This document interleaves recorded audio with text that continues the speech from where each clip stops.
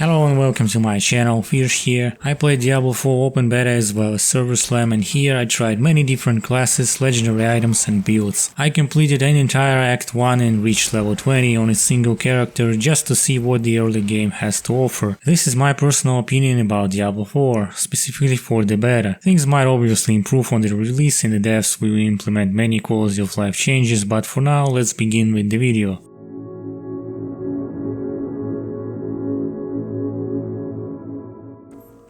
Once I started the game, I was quite impressed with the character customization screen. Although this feature is quite useful to personalize your hero, it still lacks many options. Many other ARPGs MMOs like World of Warcraft, Lost Ark or Elder Scrolls Online give much more freedom in creating your desired hero. Anyway, after I finished with the character, I started the game and watched a few in-game cinematics done completely in its engine. Very impressive and high quality, there's nothing else to say. The high-res textures, the art style, sound design and music leave positive impressions for the first few minutes. Honestly, I was expecting to see more cinematics like this later throughout Act 1, but I was little disappointed because some of the late cutscenes were done without much effort, with no cinematic camera, and my character stood still for most of the time. To see what I mean, compare this cutscene with this intro cinematic, or this, where your hero is taken from the tavern to the barn. It's purely cosmetic, but it could have definitely help you immerse in the atmosphere of the game. So after the game allowed me to control my character, I decided to follow the storyline and kill a few monsters just to see how the combat looks. And I'm not going to lie, the combat is really smooth, the animations are almost perfect and your character feels really responsive in most situations. There is only one question: where is gore? Most enemies I killed simply ragdolled and disappeared. There were no gips, no blood splashes, nor bones or skulls flying around. It made no sense to me and I felt no impact when I hit and killed most of the enemies, even when I played Barbarian with his crushing abilities. Diablo 3 in my opinion had the perfect gips technology, where each enemy had a unique death animation depending which skill you used. It was always satisfying to slay monsters and feel the power of your character. But overall the combat system and spells look great, plus you can now use dodge/dash ability to avoid enemies, escape ambushes and generally move faster. Definitely a good addition to the game. Reminds me of a console version of Diablo 3 with the dodge rolls, or Lost Ark with a similar cooldown mechanic. But what I didn't like within the first few minutes is the starting location. No matter what class you make, it is always the same snowy cave with not many roads to take, and the first few hours are filled with 50 shades of grey washed out color scheme. While the start in the snows look unusual for Diablo universe and the surroundings look great, the location itself is super generic in my opinion. It is filled with boring wide open empty areas, narrow rocks, small dirty villages and typical spider caves, all done in greyish colors. This made things even worse when I encountered some dark grey looking enemies that blended with the surroundings, and it was hard at times to distinguish the mob type in front of you. But at least the game now allows you to highlight your hero and enemies. But still, I think other games, even like Wolcen, Grim Dawn or Torchlight, do better job with mixing color schemes. Yes, I understand that Blizzard tried to return to the roots and replicate Diablo 2 dark atmosphere, but in my opinion they applied too many grey washed out colors without balancing the scene. At least this applies for Act 1. While most dungeons are dark like in D1 or D2, they don't scare you anymore and there is not much gore to complement the atmosphere. At least there are no more cartoonish visuals as in Diablo 3, and I like the change. Another minor change I didn't like was the UI or just its aesthetics. Previous Diablo games had many engravings and stylish symbols or mosaics for each in-game window. Not anymore. Diablo 4 has absolutely generic, simplified, compact, bare-bone UI which many indie companies like to use, with two basic orbs with barely any decorations and a typical panel to show your active skills. There is nothing else to see here. No pink bar, no icons to open your inventory, no map or skills and no potions potion slots. All that stuff is outside the action bar. Another downgrade regarding this new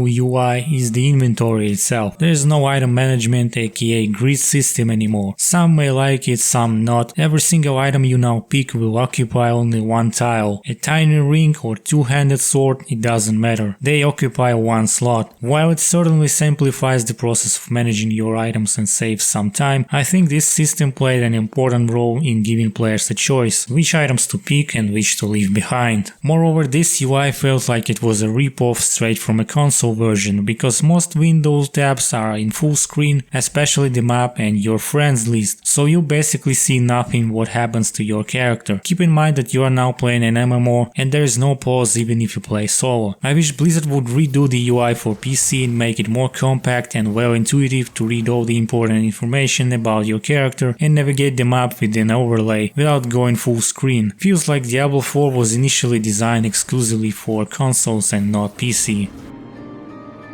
Now for the story. It is definitely intriguing. The story in Diablo series was always quite trivial and it served one purpose: to introduce you to the demons you needed to kill and to understand how these things work, like skills, loot system or your end goal. Diablo 4 feels different. You really try to understand what has happened here, why all these people look and act weird, and what's the whole purpose of Lilith here. There are plenty of lore, books, plagues and statues to plunge into the dark world, and many questions remain to be answered. Although I'm not really satisfied with her soothing, friendly voice, pretending she's not a demonic villain, I still try to follow the story to understand her motives. You also encounter some old characters from Diablo 3 like Lorath, the one who protected the Soul Shard and Reaper of Souls from Malthael. Maybe at some point players will hear a mention or even encounter the legendary Deckard Cain in any form. If not, well, I guess Blizzard doesn't respect their fanbase. It is absolutely ridiculous to know that he managed to survive hordes of demons and a fallen meteor but was killed by some stupid butterfly. Seriously, I would accept it if Cain gloriously died by the hand of Belial or Razmadan, but Magda? Absolutely not. Anyway, the story is compelling, the voice lines and the script are great, but for some reason me and my friend encountered for several times one annoying bug which didn't let us watch a cinematic cutscene. The game simply dropped us out of the group and ported back to the checkpoint while rolling back the quest steps. Some optional dialogues were also unskippable during the beta. Even when I talked to a random beggar to start a side quest, I had to listen all his voice lines while my friends were waiting for me or fighting enemies. And one more thing regarding quest, it felt like I was playing a walking sim, not the action-packed game. Roughly 60% of the time I was running around inside dungeons and in the open, backtracking stuff, 30% fighting and testing my skills, and 10% listening to the actual story. Some quests honestly remind me New World, where you are asked to visit the same area for several times.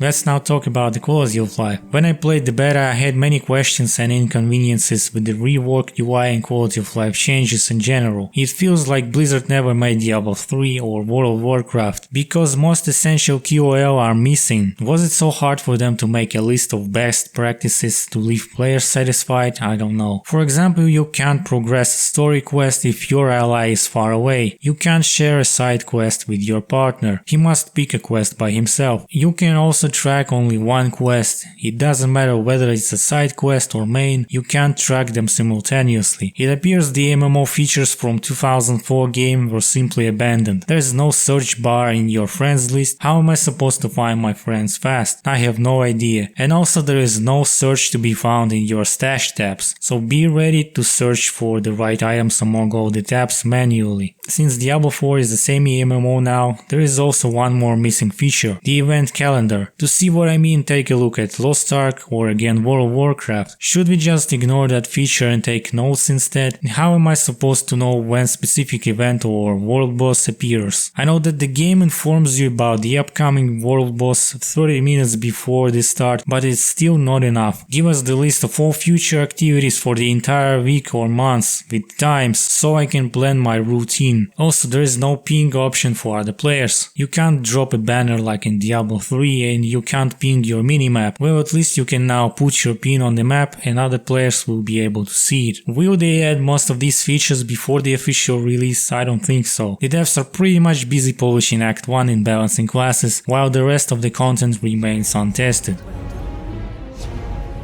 When I was exploring zones, I encountered many random events that helped me level up quicker. Reminds me of Diablo Immortal, where you walk to your objective and suddenly you start an event for easy XP. What surprised me the most is the Strongholds feature. You can encounter one-time activities where you need to clear the area from demons, and this will spawn a new settlement with the quests. During my play I also unlocked many different dungeons with large layouts which can take up to 20 minutes to clear. Reminds me of Grey Reefs in some way, but with no time limitation, and I got pretty decent rewards from there, including the aspects which you can now use to craft a legendary item. This game also has plenty of collectibles that can keep you busy for a while, such as Altars of Lilith, which grant permanent stat bonus to your character, or region progression for extra skill point, paragon points, experience and gold. While it is absolutely understandable that side quests, waypoints, strongholds, areas and dungeons are not account wide and you have to find them again, I don't understand why I have to search for these Altars of Lilith on every new character, since it grants permanent stat bonus which is barely noticeable in battle, and you will eventually get more power from region progression and paragon points. I think searching these collectibles, specifically altars, is not very MMO-ish. Speaking of global activities, I really like how the world bosses are implemented. The battle with Ashava was smooth and challenging, and the combat music was intense. Honestly, this strongly reminds me Dark Souls and Elden Ring, but from a different perspective. The game doesn't show you exactly where the boss will hit beforehand, and you have to learn his moves on each phase and constantly use your dash. But I do have one complaint on this. Since it's a world boss and this game is an MMO, where the hell are players? Every time I participated in this event I barely saw more than 8 players. It felt like this was some high tier dungeon for 8 players than a world boss. Sure, you can invite more players to join you, and in theory you can squeeze up to 16 players. It is still pathetic if compared with Lost Ark, Lineage 2 and World of Warcraft. And one more thing regarding MMO are the quests in general, including some of the story missions. With 80% chance they will require you to kill a few enemies, interact with emote or talk to someone and then return for a reward. In my opinion, these kinds of quests make no sense. The quests in Diablo 2 and Diablo 3 were trivial, but they were fun to follow and they had some purpose plus lore. Diablo 4 however tries to give only generic quests for XP, and most of the time they are not tailored into the main story. Again, it's just an MMO and this is considered the norm for this genre.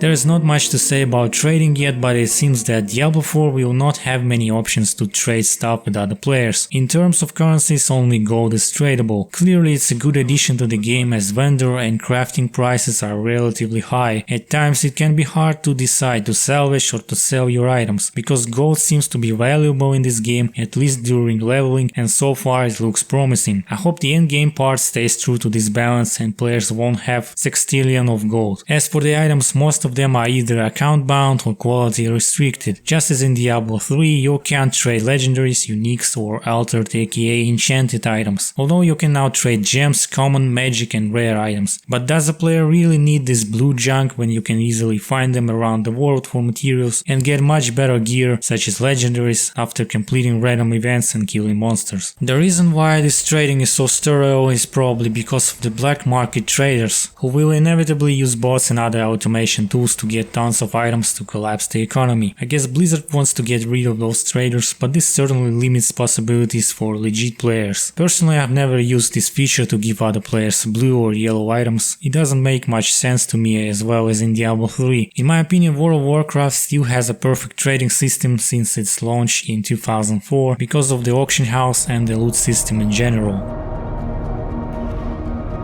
Now for the optimization, it is simply impressive. Even with my GeForce 1050 Ti, I can comfortably play on high quality settings 1080p and 60 frames without any frame drops or stuttering. While this game is pretty much stable and my GPU wasn't heating too much, I think you still need a decent and at least 4-core CPU and lots of RAM up to 32 gigs. The loading was barely taking a few seconds to get into town and there weren't any noticeable lags or texture buffering. The fight with the war boss also remains stable on 60 FPS even with all these spells, particles and animations. Overall, Diablo 4 seems to be pretty solid in terms of optimization while providing good visuals and effects even on outdated hardware. Fun fact, this game even worked on my laptop with integrated graphics on N5030 and 4 gigs of RAM. Although it could squeeze only 4 frames per second, it still managed to load into town without crashing or completely freezing. If compared with Wolcen, Lost Ark, Path of Exile or Last Epoch, which crashed a lot and caused overheating, I'll definitely pick Diablo 4 because it feels more stable, while the system requirements remain quite moderate even to today's standard.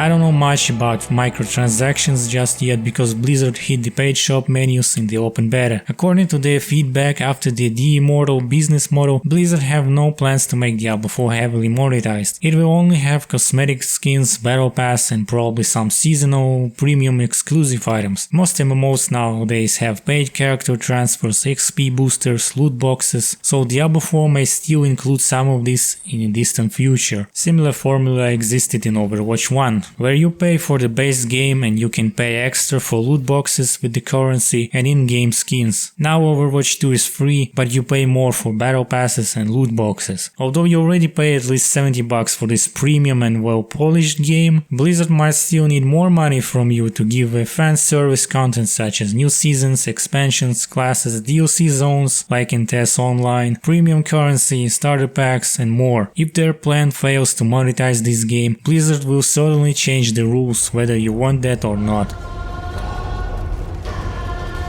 There is not much to talk about endgame content during the open beta phase, but it appears that Diablo 4 is going to have a lot of different ways to improve your characters. First of all, you can increase the difficulty, aka world tier level, to veteran in town for additional XP and empowerment. This will make common zones more challenging and you will get more precious loot. There is nothing else to say here. Hopefully the devs don't repeat the same mistake in Diablo 3, aka the power creep, by adding Torment 16 difficulties. Most Div 3 builds are so overpowered nowadays that the game should have had Torment 20 already. Second, judging by occultist NPC, players will be able to craft nightmare sigils from tier 1 to tier 100, which strongly reminds Greater Rift system. But this time instead of random portals, players will use specific sigils to transform normal dungeons which drop class aspects into a nightmare version. Nightmare dungeons will have challenging modifiers, high rarity loot and more aggressive enemies. Third, Diablo 4 is filled with world bosses and players will need to kill them either solo if you are a pro or in a group for high tier rewards, XP and achievements. It is purely optional and the game doesn't force you to fight these bosses. Most MMOs like Lost Ark have such systems, so if you are looking for extra challenge or just want to have some fun with random players, world bosses can help you with this. And the last in-game activity are possibly raids or greater rifts. Blizzard hasn't confirmed yet about this activity, but this semi-MMO game definitely needs something like this. Moreover, even Diablo Immortal has raids system, although it's heavily simplified and squeezed for mobile gamers. I wish Diablo 4 would have something like raids, where you could play the most challenging dungeons with 8+ players, similar to World of Warcraft or Lost Ark. I think recent Diablo games desperately need an increased party capacity for more complex activities. Also, Diablo 4 will certainly have seasons, just as in Diablo 3, but how will they look and what activities will they bring is still unknown. At least we know that seasons will be tied to Battle Pass and Blizzard will never miss a chance to update it to keep players for longer and suck more money from them. Should you buy this game? It is definitely a hard question to answer. Personally, I wasn't impressed the first time it was announced to the public in 2019. Judging by the gameplay trailers, it was a typical ARPG with loot and poor washed out visuals. I played many ARPGs before: Lost Ark, Wolcen, Last Epoch, Diablo II Resurrected, Path of Exile, Grim Dawn, Torchlight, Titan Quest and many other games. I saw that before and I guess it is hard nowadays to impress me. Diablo 4 is not a unique game anymore. Diablo 3 and other competitors have much more interesting features than this game, which players have been waiting for 10 years. Of course, Diablo 4 delivers a high quality story with varied endgame content to keep players engaged, but there are some other things to consider the purchase. The game costs over $70 in most of the regions, including the CIS countries. Yes, even Ukraine or Georgia has to pay $70 to play this game. It is barely affordable there and Blizzard doesn't even care. The average salary in these countries is below $300 $300. Anyway, in my humble opinion, the price tag is unreasonably high across all regions and for a few reasons. First, the game is definitely unpolished, and even once it is released, it will still miss plenty of quality of life features. Diablo 4 definitely lacks many features from the previous games. Second, even if you purchase the game, you may need to pay a few extra bucks later to unlock battle pass, skins, seasonal bonuses, and who knows what else. And last reason, it is clearly an MMO, and they clearly will push more live service content or expansions later. Honestly, I think the $30-40 price tag would be more than enough for that game. Many more players will be able to access this game, spend some money in the in-game shop if needed, and invite their friends if they like. It's a win-win. Speaking of pre-order bonuses, there are basically none, well except for a few cosmetics for outdated Diablo 3, World of Warcraft and pay-to-win Diablo Immortal. You will also receive a premium battle pass for the first season, but nobody knows what's inside it, right? Not until the game is released. And how long will this pass last? Probably 2 to 3 months if compared with other games like Destiny 2, Diablo Immortal or Overwatch 2. Basically, the shorter the seasons, the better for Blizzard. Another reason not to buy this game would be the MMO aspect in general. It is not World of Warcraft for sure, with tons of daily quests, crafting routine, raids or calendar events. But consider Diablo 4 as your voluntary job. Diablo 3 certainly has less content, but it is straightforward and the game doesn't force you to compete with other players except for leaderboards or paragon points. You create your own build and play just for fun. I'm still looking forward to playing this game and see what it has to offer, but right now I don't feel very excited or hyped to make an instant purchase. Although I did purchase this game just for the sake of content on this channel, but I still don't know what to cover for this game. For now, I think it deserves a solid 7 out of 10 score at most, given the current state of the beta with the shady monetization scheme and a semi-MMO genre. And that is all for now. Thank you for watching and listening my opinion on this game. I want to thank my Patreon Michael Kumler for supporting my work. If you want to see more content, please leave a like and support me on Patreon, and also subscribe to this channel. Thank you, have a nice day and stay safe. I'll see you in the next videos.